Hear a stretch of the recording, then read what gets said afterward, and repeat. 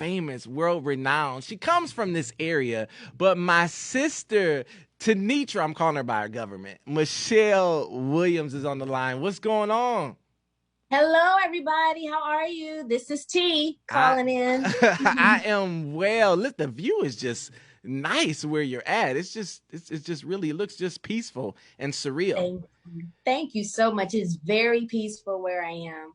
Listen, listen. First, I want to get right to it. I just want to first off by saying thank you publicly. Like I said, I've never actually got to interview her on air. First, the reason why I want to say thank you, and I'm gonna say this without trying to be emotional, but you hear people all the time that tell you they have your back, that they want to help you, that they want to see you grow, that they want to see you succeed. And you know, they sometimes tell you stuff from afar, but then you have people that come in your life that are saying, "What do you want to do? I'm available." And I want to say that I probably shouldn't even be saying this, but when I tell you everybody knows who she is, and she's loved everywhere. And when I tell you, anytime that I call her, Gina Miller can attest for this. She told her that she commits to literally always being at the awards whenever it's possible, and to always come here. She never asks for anything. She's not Hollywood. She's not grand. And she's always been genuine herself. So I just want to say from the bottom of my heart, thank you first, just for always being true. I just want to first say thank you. Wow, Justin, thank you so much for those words. And you know what? I believed in you and still believe in you from day one. What I appreciate about you is that you're, t- I know we hear people all the time saying Rockford is a trap. Rockford is not the place to be.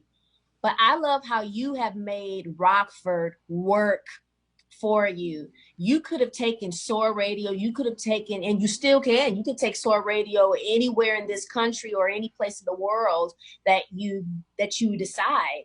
But you have chosen to stay in Rockford and make the best out of Rockford. I really believe that you can. I wish people knew your story. And this is not to compare you to anyone, because you never know what another person's situation is that keeps them from being able to do the things that they want to do.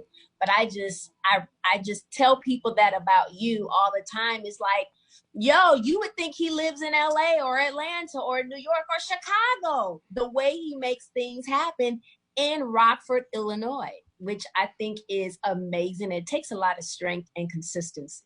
Man, I appreciate it. And I want to say this too, and we're going to talk about some things that you have going too, but I want to say too, another thing, you've been so transparent over the last couple years about your journey through everything you've been through. And I don't know if I've ever even said this publicly, but I suffered from depression. It ran in my family.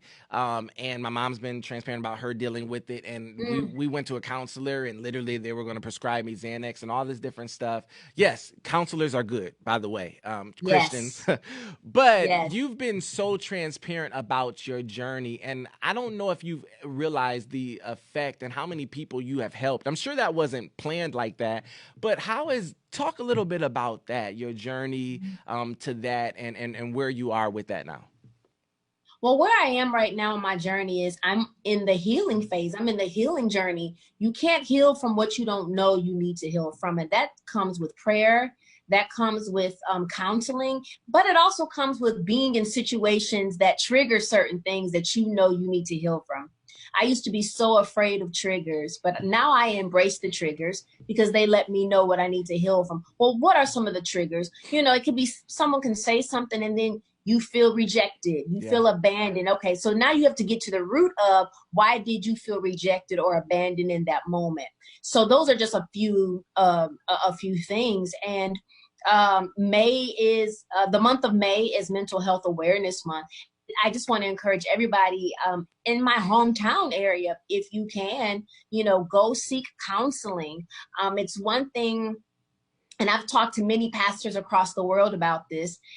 We try to go to pastors for something that they are not even qualified to Yeah. do. They Yeah. can pray for you, prayer is amazing, but I've told a few pastors, I say, hey, nothing is wrong with having a few therapists or psychiatrists and psychologists in your contact list. Yeah. So when somebody comes to you and tells you, hey, I'm suicidal, or hey, I've been depressed and I've been depressed for about 6 months, they should be able to say, hey, these are some reputable therapists and counselors in the Rockford, Illinois area. That's good. And for anybody who wants to know, I mean, you can go to mentalhealthamerica.org. And there are so many resources about depression and anxiety. There are things on mental illnesses like bipolar disorder if you're schizophrenic. But just know that just because you are depressed, just because you might be bipolar or deal with anxiety, it does not mean you cannot lead a great quality of life. People feel like, we were taught, oh, just pray about it. Yeah. Well, when you pray about it, you're also sweeping it under the rug. Yeah. But sometimes it's good to go to therapy so you can know what to pray about. That's good. That's good. So listen, I want to ask you, I don't want to hold you up. What's next for you? You've done everything from music to Broadway to touring to literally everything, TV, movies. What's next, or what's something that you haven't done that you want to do? Well, I have not written a book, and I have a book that is coming out next year. I don't know if they were going to announce it, but I just signed with an amazing publishing company, and my book will be coming out next year. And it is about my journey. It is definitely the main focus is going to be about mental health. Wow, I know you have a story to tell, and I cannot wait to hear that. Is music coming at all for you? Because let me say this too, even though I'm gonna say this publicly because it's the 6-year anniversary. I know you couldn't. I text you when the Masked Singer had their sneak preview. Oh gosh. I think I was the first person. Yes, you did. Okay, so can we say this on record that I text you, I knew you couldn't respond, but I was the first person that texted you and said, come on now, everybody knows that voice, but vocally, like, you were insane on, like, my daughter would tell you, Living on a Prayer, like, you rocked that song, like Living on a Prayer. Thank you, bro. And then I think the Norah Jones song, I don't know why. I think the name. Yeah. I don't know why, by Norah Jones. Yep, and then the Jessie J song and all those. I mean, like, because we love the show anyway, but vocally, it was like a whole different you. If I'm just honest, it just seemed like it was, is there going to be music? And can we get at least a cover of one of those songs? Because Living on a Prayer. Right? I'm hoping music is to come. I'm just going off of, what is inspiring me and what I'm passionate about now. Music is always my first love. Gospel music is my first love. So we will see. I'm toying with an idea right now musically, so we'll see. I don't know if I want to be a full-time artist like that anymore. And that's okay. I'm just finding other things that make me excited and happy. Being an artist no longer excites me like that anymore. But we'll see. I love music, and it's so easy to put music out nowadays. So I'm glad that I don't have to have the pressure of feeling like, okay, I have to be a full-time artist 24/7. Yeah, and I'm just gonna say too, a song that I love by you that was unreleased from the, I think, Hello Heartbreak album was that Sick of It. That song was really dope. Oh, Sick of It was that nice. Song was I'm dope. trying to figure out Sick of It. That wasn't I think that, I don't know where I think it was like a bonus or unreleased or something like that. Yeah, that that I one. think so. That one and that Thank You went hard on that record. But listen, thank you. Yes, I love it. So I don't want to hold you. I do want to ask you one final question though. We talked a little bit about it, but the Soar Awards, you have been a part of it pretty much all the years. How has it been to see it grow from the very first year? And by the way, you and Phil Thornton were like the first people after the first year that was like, you need to put this on TV. And since then it's happened. How has the growth been, just seeing it from then to even, this past year?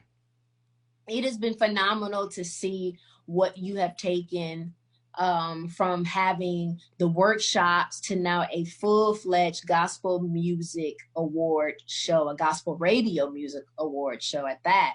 And to see the caliber of artists who just have said yes to you, and they continue to say yes because you're so nice. Everything is done so well. And I just love having a front row seat watching all of this unfold. I'm very proud of you. I'm very proud of your wife and, you know, everything that she contributes alongside you. And I'm very proud of every radio host with Soar Radio, everybody that contributes. You know, you have an amazing team. And to me, that's the only way that something can be so successful, is not only the head of the organization, but the team that you have to help you execute the things that you want to do.